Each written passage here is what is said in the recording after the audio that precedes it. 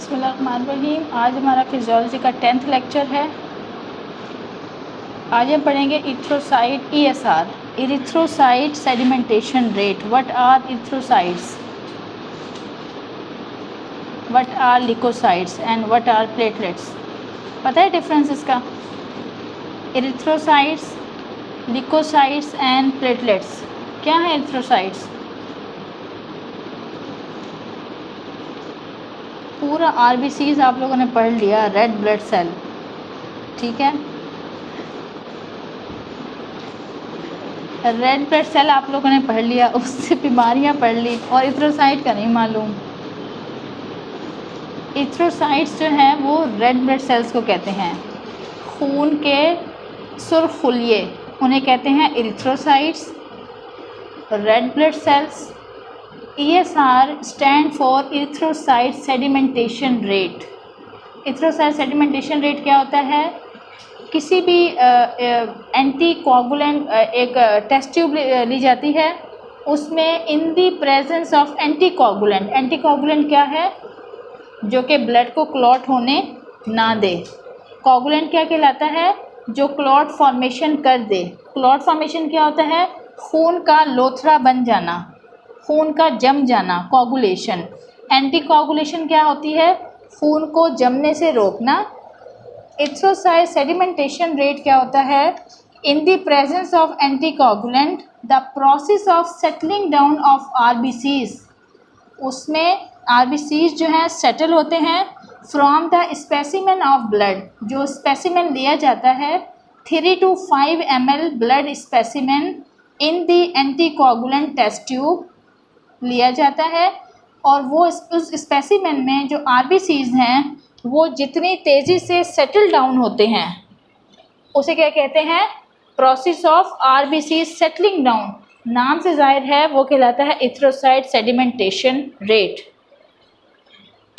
ये test tube है,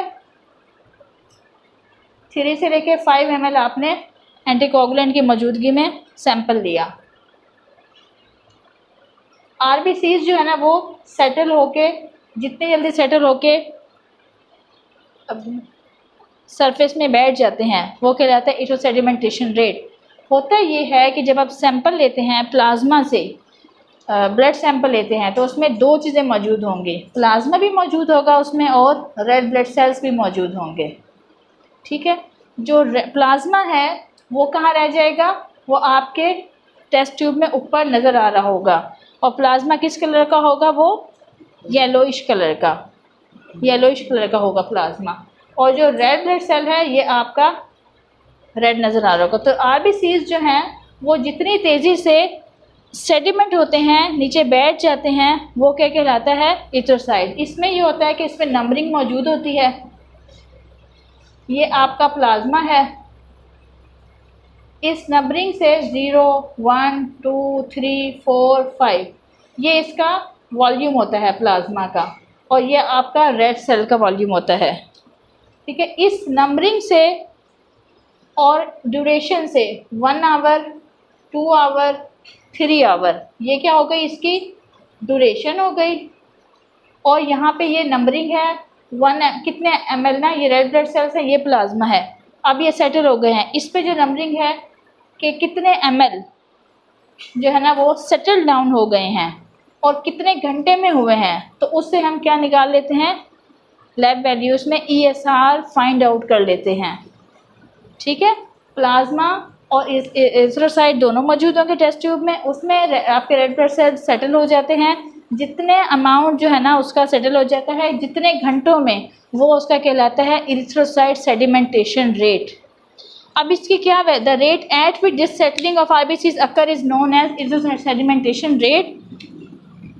RBCs settle क्यों हो जाते हैं? Because they are heavier than the plasma. And ESR is enhanced by the Rolux formation. What is Rolux? Rolux इसको पढ़ेंगे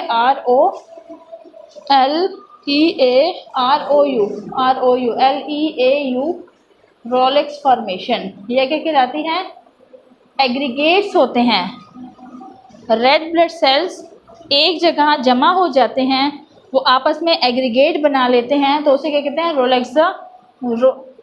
रोलेक्स फॉर्मेशन।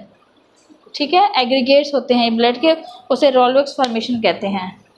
तो ESR जो है ना इंक्रीज हो जाता है इन दी फॉर्मेशन ऑफ रोलेक्स। अगर ये रोलेक्स बनना शुरू हो जाएगा, बहुत सारे RBCs जो है ना वो एक जगह जमा होके और वो सेटल हो जाते हैं, तो उसकी मौजूदगी में भी ESR बढ़ जाता है। नॉर्मल वैल्यूज़ हैं इन द फर्स्ट आवर, 1 घंटे में। वैसे जो RBCs की लैब वैल्यूज़ हैं उसे किया जाता है, चेक किया जाता है कि 1 घंटे में, 2 घंटे में कितनी सेटलिंग हुई है, तो उससे ESR मालूम किया जाता है और उसकी बेसिस पे ये डायग्नोज किया जाता है कि ESR जो है ना वो नॉर्मल है या फिर वो रेज्ड हो गया है। रेज्ड वो किन सूरतों में होगा, कुछ ऐसी बीमारियां हैं जिसमें वो इंक्रीज़ हो जाएगा। तो अब इसकी जो वेस्टरग्रीन मेथड है उसमें मेल में 5 to 10 mm और फीमेल्स में 10 to 15 mm होगा इन द फर्स्ट आवर। इतने मिलीमीटर जो है ना वो सेटलिंग RBCs की हो जाएगी फर्स्ट आवर में। ये वो वैल्यूज़ हैं। एंड विंट्रॉप्स मेथड, मेल में 0 to 10 mm एंड फीमेल्स में 0 to 15 ml। ये जो मेथड्स हैं ये किसकी बेसिस पे किए जा रहे हैं, वो टेस्ट ट्यूब जो इस्तेमाल होती हैं उसमें कुछ EDTA भी मौजूद होता है, EDTA या फिर सिट्रिक भी मौजूद होता है। उनकी बेसिस पे इन्हें स्पेसिफिक नाम दिया गया है, विंट्रॉप्स या फिर EDTA। Sodium citrate tube, sodium citrate tube और या फिर EDTA ट्यूब, उनके बेसिस पे इन्हें डिफरेंट नाम दे दिया गया है। 3 से 5 ml आपका ब्लड सैंपल लिया जाता है इस टेस्ट को करने के लिए। अब वो कौन से फैक्टर्स हैं जो कि अफेक्ट कर रहे होते हैं इथ्रोसाइट सेडिमेंटेशन रेट को, वो कौन से फैक्टर्स हैं जिनकी वजह से इथ्रोसाइट्स जो सेटलिंग रेट है RBCs का वो क्या हो सकता है, या वो बढ़ सकता है या वो कम हो सकता है। उसमें सबसे पहले size and shape of RBCs।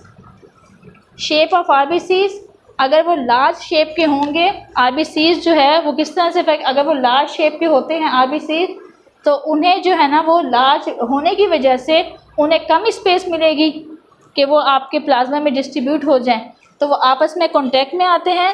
इससे क्या बन जाता है, रोलेक्स फॉर्मेशन हो जाती है और सेडिमेंटेशन रेट, फिर वो जो RBCs हैं वो ज़्यादा हैवी हो जाएंगे, हैवी होके वो जल्दी सेटल हो जाएंगे।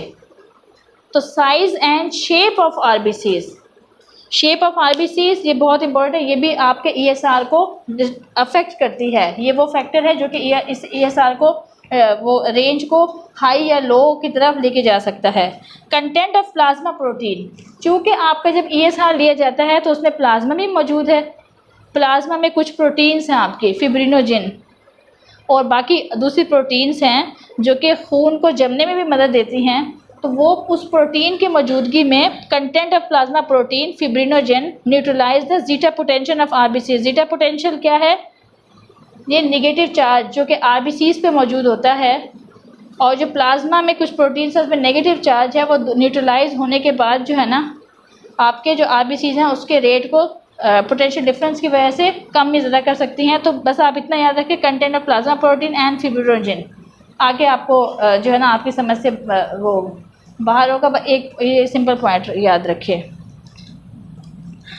Speeding of Rolex formation, aggregation, अगर एग्रीगेट जल्दी जल्दी बनना शुरू होंगे तो वो भी क्या करेगा, ESR को अफेक्ट करेगा। स्पीडिंग मतलब उसका रोलेक्स फॉर्मेशन की स्पीड का बढ़ जाना। स्पेसिफिक ग्रेविटी ऑफ कार्पसेल्स, कार्पसेल्स क्या है, ये एक मेच्योरिटी स्टेज पे आपके रेड ब्लड सेल्स जो है ना रेड कार्पसेल्स बनाते हैं।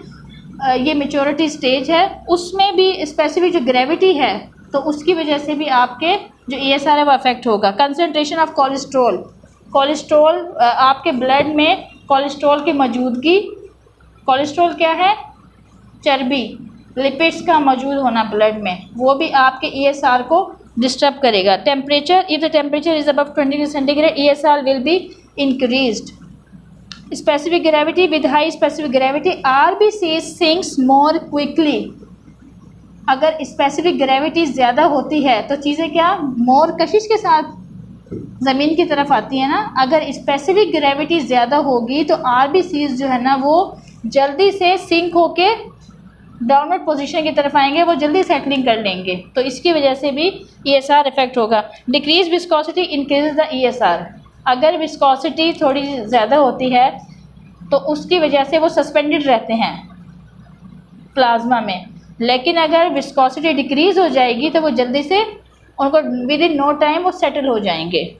अब वो फैक्टर्स जो कि ईएसआर को इंक्रीज करते हैं, नेक्स्ट है आपका, ये वो फैक्टर थे जो कि ईएसआर को डिस्टर्ब कर सकते हैं या कम या ज़्यादा दोनों तरफ, लेकिन अब वो फैक्टर जो कि ईएसआर बढ़ाते हैं वो कौन से हैं?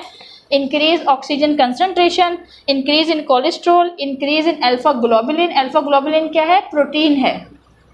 इंक्रीज इन फिब्रिनोजिन, फिब्रिनोजिन भी एक प्रोटीन है जो कि आपकी ब्लड क्लॉटिंग में हेल्प करती है, ब्लड को जमने में मदद देती है।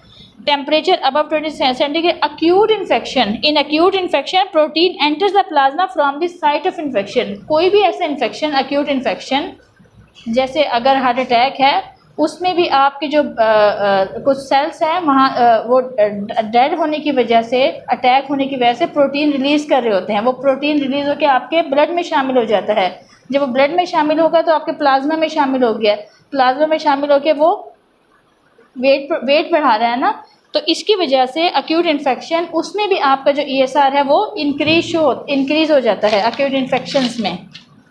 अब variation in ESR, physiological variation and the pathological. Physiological variation क्या है कि ऐसी कुछ फिजिकल कंडीशंस हैं, जैसे न्यू बॉर्न है उसकी फ़िज़िकल कंडीशन और कुछ और होगी, एक प्रेग्नेंट लेडी है उसकी फ़िज़िकल वेरिएशन होगी, फ़िज़िकल कंडीशन कुछ और होगी, और एक कहलाती है पैथोलॉजिकल वेरिएशन।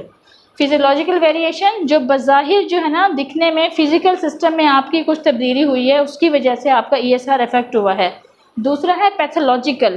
पैथोलॉजिकल वेरिएशन वो वेरिएशन है कि किसी भी पैथोलॉजिकल कंडीशन की वजह से, किसी इन्फेक्शन की वजह से, या किसी हार्ट अटैक की वजह से, या किसी ऐसे डिसऑर्डर की वजह से आपका जो ईएसआर है वो अफेक्ट हो गया है। तो हम सबसे पहले पढ़ते हैं कि फिजियोलॉजिकल वेरिएशन ऐसी कौन सी हैं जिसमें ईएसआर जो है ना आपका चेंज हो जाता है। In pregnancy, the ESR is about 35 millimeter in the first hour and is increased beginning from the 10 to 12 week. It reaches normal level at the 3 to 4 weeks after delivery. तो आपका pregnancy में भी ESR जो है ना वो थोड़ा raised रहता है और वो नॉर्मलाइज हो जाता है after the delivery, after 3 to 4 weeks post delivery. Delivery के 3 से 4 हफ्ते के बाद ESR अपनी नॉर्मल रेंज में आ जाता है। इसी तरह से ओल्ड एज में भी ईएसआर इंक्रीज हो जाता है। न्यू बॉर्न में ESR is lowest. In children ESR is 13 to 30 millimetre in first it is considerably increasing during the maturation. अच्छा, पैथोलॉजिकल वेरिएशन की तरफ आ जाए। पैथोलॉजिकल वेरिएशन में ESR is increase in the following pathological condition: acute and chronic infection. Acute infection, अचानक से कोई infection हो गया है, इन्फेक्शन की वजह से जो है ना टिश्यू डैमेज होगा, टिश्यू डैमेज की वजह से प्रोटीन्स का रिलीज़ होंगी और वो आपके प्लाज्मा में शामिल हो जाएंगी। तो एक्यूट एंड क्रॉनिक, या कोई क्रॉनिक इन्फेक्शन है जिसकी वजह से मेटाबॉलिज्म चेंज है, तो उसकी वजह से भी आपका ईएसआर बढ़ जाए। एनीमिया में भी ईएसआर रेज्ड हो जाता है, except sickle cell anaemia. Severe trauma, burn, fractures. Severe trauma में भी क्या होता है कि जो आपकी स्किन है वो डैमेज होती है, तो बेसिकली आपकी जो स्किन साइट है वो डैमेज होने की वजह से वहाँ से प्रोटीन क्या हो रही होती है, उसकी ब्रेक डाउन हो रही होती है। उसकी ब्रेक डाउन होने की वजह से वो प्रोटीन आपके प्लाज्मा में शामिल हो रही होती है, तो उसकी वजह से भी ईएसआर डिरेंज हो जाता है। बर्न्स, ट्रॉमा, फ्रैक्चर में भी इसी तरह से है। सेप्टिसीमिया क्या है? Infection in blood. Septicaemia stand for blood infection in blood, septicaemia. Inflammatory conditions, कोई भी ऐसी इन्फ्लामेटरी कंडीशन, वो भले ट्रॉमा की वजह से है या किसी और एलर्जिक कंडीशन की वजह से है। पल्मोनरी ट्यूबरक्लोसिस में भी एंड मैलिग्नेंसी और कैंसर में, इन तमाम चीज़ों में आपका जो ESR है वो चेंज होता है। इसीलिए अब ये देखें कि इतनी सारी आपकी डिजीज़ फैक्टर्स हैं, तो ESR को नॉन स्पेसिफिक मार्कर कहा जाता है। अगर सपोज़ करें पेशेंट को फ्रैक्चर है और उसका ESR कराया जाता है और उसका ESR जो है ना वो चेंज आता है, हम ये नहीं उस वक्त डिटेक्ट कर सकते कि ये सिर्फ फ्रैक्चर की वजह से ही है। हो सकता है जो है ना अंडरलाइंग अदर ट्यूबरक्लोसिस है, क्रोनिक कोई और इन्फेक्शन है ब्लड में, सेप्टिसीमिया है, बजाय फ्रैक्चर नज़र आ रहा है। इसीलिए ESR जो है is a non specific marker, क्योंकि ये सिर्फ किसी एक डिज़ीज़ में रेज नहीं होता, ये बहुत सारे, जैसे आप अगर हीमोग्लोबिन की कमी है वो आपका स्पेसिफिक मार्कर है कि ब्लड टेस्ट करवाया है, हीमोग्लोबिन की डेफिशिएंसी है तो वो डेफिशिएंसी है। लेकिन ESR को इसी वजह से नॉन स्पेसिफिक मार्कर कहा जाता है कि वो बहुत सारी डिजीज़ कंडीशंस हैं उसमें डिरेंज हो जाता है। Condition in which ESR is decreased, cardiac failure, polycythaemia और फिब्रिनोजेनीमिया। फिब्रिनोजेनीमिया क्या है? Decrease in fibrinogen, decrease in fibrinogen. Fibrinogen क्या है? जो कि ब्लड एक प्रोटीन है जो कि क्लॉटिंग फैक्टर में इन्वॉल्व है, और इसकी वजह से अगर वो प्रोटीन की कमी होती है तो उसमें भी ESR डिक्रीज़ हो जाएगा। पॉलीसाइथीमिया, रेड ब्लड सेल्स की ओवर प्रोडक्शन होना, रेड ब्लड सेल्स की ओवर प्रोडक्शन होना, कार्डियक फेलियर। क्लिनिकल सिग्निफिकेंस क्या है? Diagnostic significance, ESR helps in the diagnosis of disorders and the infections. ये कोई भी आपकी बॉडी में डिसऑर्डर है या कोई भी इन्फेक्शन है, ट्रॉमा है, या फिर आपका कोई सेप्टिसीमिया जैसे कोई इन्फेक्शंस है या कोई ऐसी इन्फ्लेमेटरी कंडीशन है, तो उसमें भी ये आपका रेज जाता है, ये इंक्रीज़ हो जाता है। The presence of an increase ESR suggest an organic disease even in the absence of any other science. तो ये मतलब कि कोई किसी भी कंडीशन में ऐसी कोई इन्फ्लेमेटरी डिजीज़ है तो उसमें, या कोई ऑर्गेनिक डिजीज़ है उसमें आपका ESR इंक्रीज जाएगा। आफ्टर थेरेपी अगर वो इंक्रीज जाता है फिर थेरेपी स्टार्ट की जाती है। जब थेरेपी कंप्लीट हो जाती है उसके बाद दोबारा से ESR रिपीट किया जाता है। अगर कोई बीमारी जो है ना इन्फ्लेमेटरी है, ऑर्गन डिजीज़ है, सपोज़ करें कि फ्रैक्चर हुआ है, फ्रैक्चर के लिए मेडिसिन इस्तेमाल करेगा, ESR आपका 60 तक रेज हुआ हुआ है, 60 रेज हुआ हुआ है, उसके बाद दोबारा से मेडिसिन स्टार्ट की। आफ्टर मेडिकेशन आपका ESR दोबारा से रिपीट कराया जाता है। जब दोबारा से रिपीट कराया जाएगा तो आपका ESR will be after therapy to the normal range. तो उससे पता चल जाएगा कि अब जो है ना पेशेंट किसकी तरफ है? बेहतरी की तरफ है। हाँ, अब प्रोग्नोस्टिक सिग्निफिकेंस, जो मैंने आपको पहले बात बता दी है वो यही वाली बात बता रहे हैं प्रोग्नोस्टिक, कि ESR कराने से आपको ये पता चल जाता है कि अगर फ्रैक्चर था या कोई इन्फ्लेमेशन थी या खुदा ना खास्ता कोई बर्न है, सपोज़ करें, उसमें मेडिसिन स्टार्ट करवाई, ESR जो है ना आपकी बीमारी की प्रोग्नोसिस क्या कहलाती है कि इस दवा के, सपोज़ करें TB हुआ पेशेंट को, TB के लिए उसे 6 माह का इलाज कराया और उसके बाद दोबारा टेस्ट करवाया, TB का टेस्ट क्या आ गया? निगेटिव आ गया। पहले पॉजिटिव था, आफ्टर 6 मंथ थेरेपी TB का टेस्ट निगेटिव आया है, तो वो क्या कहलाती है? उसकी प्रोग्नोसिस कहलाती है कि पेशेंट ना मेडिसिन इस्तेमाल करने के बाद बेहतरी की तरफ आ गया, वो ठीक हो गया। और अगर पेशेंट मेडिसिन इस्तेमाल करने के बाद बेहतरी की तरफ ना आए तो उसे क्या कहते हैं? पुअर प्रोग्नोसिस है।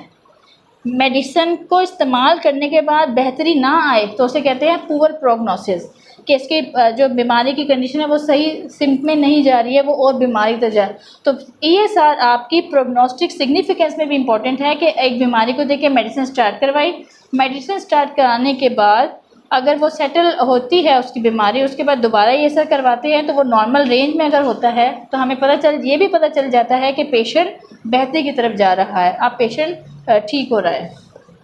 यहाँ हमारा आज का टॉपिक